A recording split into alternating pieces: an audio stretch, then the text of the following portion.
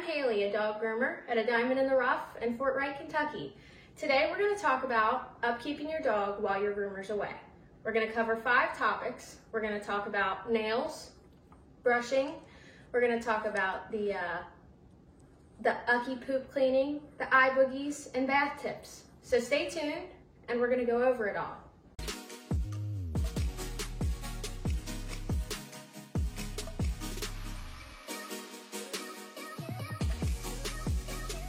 So now I'm going to go ahead and let you know what we're going to be using today. You're going to need a comb, a slicker brush. You're going to need some kind of spray for the coat while you're brushing it. These will come in handy if your dog's got hair going in its eyes. And then if you're interested in figuring out the nail trims, have a pair of nail clippers ready. Opal's out of here. First, Nancy, we're going to put down the kitchen scissors. No, put them down. I said put them down. Now pick up the brush. We're going to go over brushing first. Now, we got a few hot topics here. There's a few places you always need to be sure that you're brushing. Now, that's going to be, we're going to go behind the ears. We're going to make sure we're brushing in the armpits, any high friction areas. And then, can you stand up, ma'am? Up. We're going to brush everywhere. But you want to focus on the areas that are high friction and have lots of hair going on. All right, now this is the spray that I'm going to be using. It's Hydra Ultra Matting or Ultra Dematting and Finishing Spray. You can use that and spray it on the coat as you're brushing so that it's not breaking coat and making it able to mat further. So we're going to go ahead and get started here. You don't need an excessive amount of spray. A little bit will go quite a far distance. And one technique in the brushing that we're going to do is called line brushing. And you're going to separate the hair kind of by a line. And you're going to brush. It's like you're parting it, like you're parting your own hair. Just going to do a close-up of how we do this line brushing so that it can be seen a little better. So I'm going to take this top hair here and just kind of hold on to it. Now don't forget your spray. I've already sprayed this. So we're going to take a little bit of hair here. You're not grabbing it crazy. You're just holding on to it. And you're going to brush. You got your line there. Well, hang on.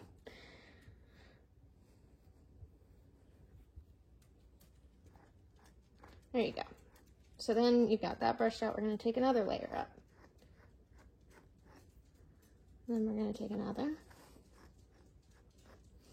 And that's just about it for the line brushing.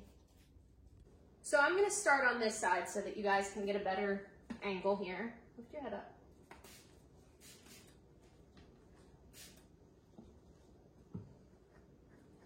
So we're going to part. You're going to see a line. I'm going to hold this up here.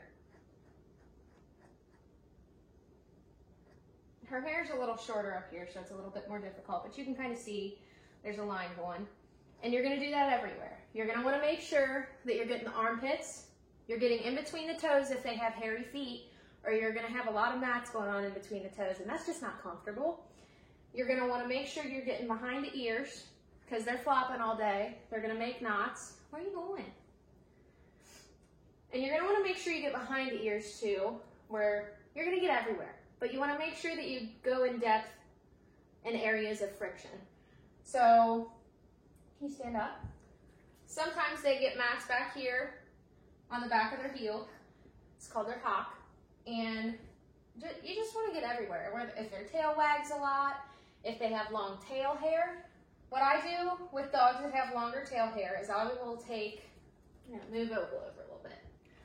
I will take and hold their tail, kind of line my finger up with their tail, and the rest of my hand is down here. So you're brushing, and you can feel the brush going through and touching your hand. You can sit back down. Same with the ear. If your dog has long ear hair, I put a hand here, and I want to make sure that I'm not pressing too hard, because if you are, it's going to make your dog very uncomfortable, and they're less likely to sit still. You want this to be positive, because you don't want them to be sad for this. This is a good time. We're having a great time here.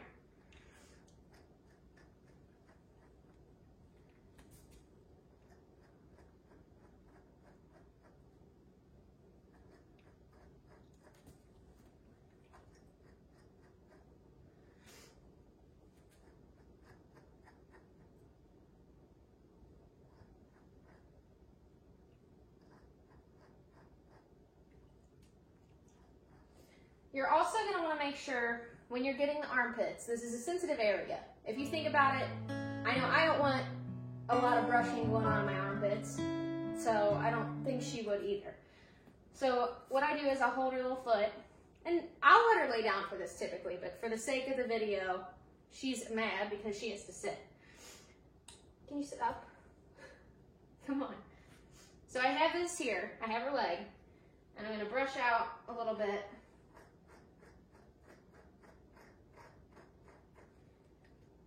And you want to be sure, can you stand up, baby? Up. I'll bring your foot forward too. And just kind of get under there.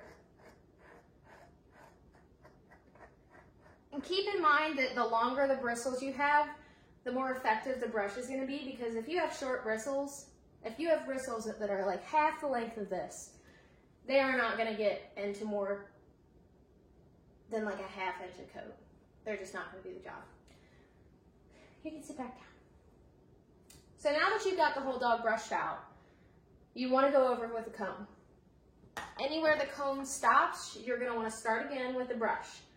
Don't yank the knot out with the comb. It's just not nice. It's not comfortable. You're not helping anybody. So you're going to take it down. You want to be sure that you are touching her skin. You don't want to rake her skin, but you want to make sure that it's getting all the way down to the surface. If you don't, that's how mats start, and then you have a whole nother problem on your hand. So it seems like we have a little bit of tangles here, so we're going to go back over with our brush.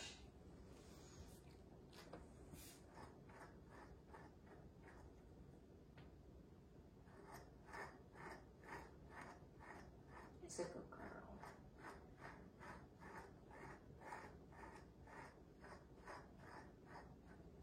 Make sure you are making this happy and light for them, because if you don't regularly brush, if you get maintenance grooming done and you keep them fairly short, then this extra brushing is going to be pretty unusual for them. So you want to make it positive. You don't want it to be a negative experience. So we're going to go with the comb again. That seems to be going through pretty well. She's got uber thick coat, so it's a little hard on her. All right, so I know I told you to put the kitchen scissors down, and I know that you're saying, well, the hair's in his eyes. What am I supposed to do with all the hair? And I'm going to show you. We can do, all you need is a little scrunchie. We got our little scrunchies here, and if you're feeling ambitious, you could use a little alligator clip like this. Now, I'm going to take her hair. I'll do the scrunchie first, and then we'll go with the alligator clip. All right, so we've zoomed in a little bit here on Opal so we can get a better idea of what we're doing with her little head here. All right. So I'm going to use the comb because it's going to be a little bit more definitive when grabbing the hair. And I'm just going to take the front portion because we're not really, this isn't going to get in her eyes. So I'm going to bring it forward. And can you turn your head? We're going to come up that way. Be very careful around her eyes. And then, can you look down? I'm going to take this little puff here.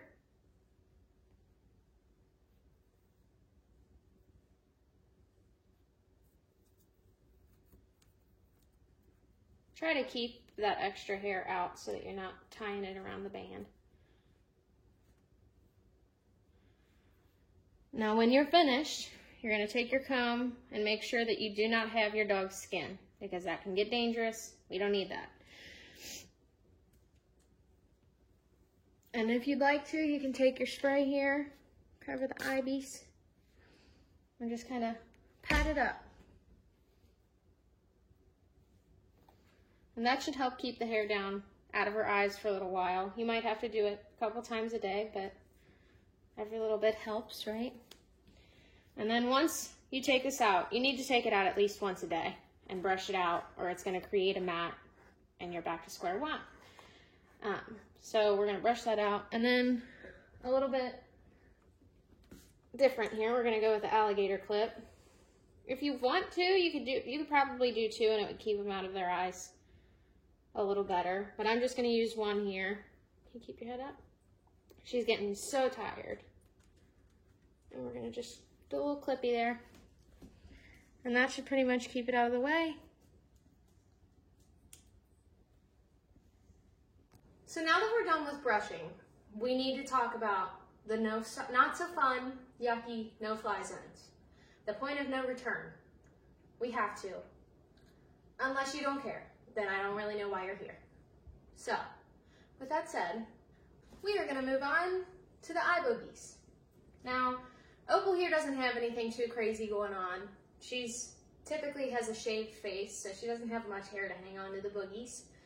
But if she did, I typically not afraid to pull them off and just wipe them away. If you are afraid of your dog's bodily fluids, take a napkin, just pick them off with a napkin. If they are a little bit more stuck on than that, you're probably going to need to do a little extra work. And I suggest getting your warm washcloth and just kind of patting it on there, getting it nice and soft, get it pretty moist so that it's not a rock anymore. And then I probably let it soak for 5 or 10 minutes. And then once it's soaked and it feels pretty soft, you can gently work that out. I say gently because if it's hard as a rock and thick and gross, you're gonna need to take it slow because it's probably gonna be tender. And again, you don't want this to be a negative experience. And that's just about that for the eye boogies. Now we're gonna talk about the poo. Nobody likes to talk about the butt. But you can't just let this go for the next however long it takes us to get back into doing this stuff, however long it takes you to get back to your groomer. So typically what I say is kind of the same thing along the same lines of the warm washcloth. It's a tender area and I am not going to pick that. That's disgusting. I am not here for that. So I mean, you could put the dog in a bathtub or you could have one person hold her, whatever feels comfortable for you, and you just take a warm washcloth and kind of work at it again and make sure that you're getting everything. Now, if I really do not suggest putting scissors near your dog's butthole. It is not a suggestion that I think is a good idea. So I don't do that. So now that should pretty much cover the yucky no-fly zones. Now, if you're interested in figuring out this nail trim thing, we'll go over that too. I'm going to add a picture in that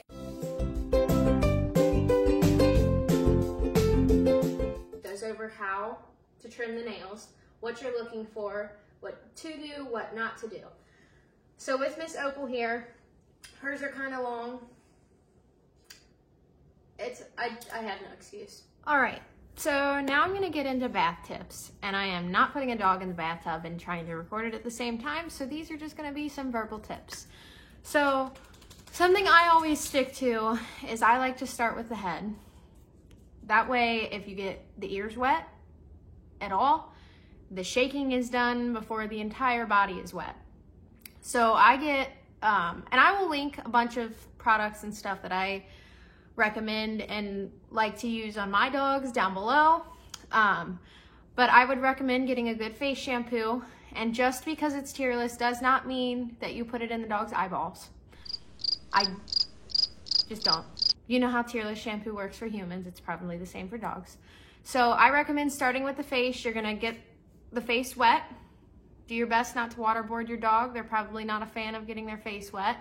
So you're gonna get their face wet. You're gonna shampoo their face. I usually do just behind the ears. I do all that area, and then I rinse the whole thing, and then head's done. They've got all their shaking out, and they're not throwing water all over you from their body, their head, everything.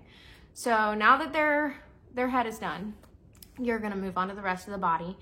I'm also gonna link a little thing. It's a really handy dandy thing here. Hooks to the tub, and then you can hook your dog to the tub so they're not jumping out. This could be a one-person job if you feel like it. And then you're gonna wanna make sure that you get the paws You don't want to forget the toenails. The toenails hold a lot of dirt. I'd recommend getting a little scrubby brush. Also going to link that down below, and scrub the toenails. Scrub then between the toes. You're going to want to scrub around the butt. I know that's the area nobody wants to talk about, but you're going to want to scrub around the butt. You're going to want to make sure all the sanitary areas are clean, all the eye boogies are clean. Again, your dog needs to be clean just like you do. So I think that's about all I got as far as baths go. If you are bathing your curly coated Doodle, Bichon, Maltese, anything with long and growing hair, you're going to want to make sure that you are blow drying it completely, because if you don't, you're setting them up to mat. So you're going to want to towel dry them as best as you can and then get to blow drying. I know that there are some pet stores that have stations where you can do all that there. If they're still open, feel free. If not, you might want to get cozy with your hair dryer. That's all I got. If any of this information helped you guys, please give me a like down below. I'll get some more out. If you guys have any questions, put them in the comments below. And if I get enough about anything in particular, I could make another video. So let me know what you think. Thanks for watching. I'll see you soon.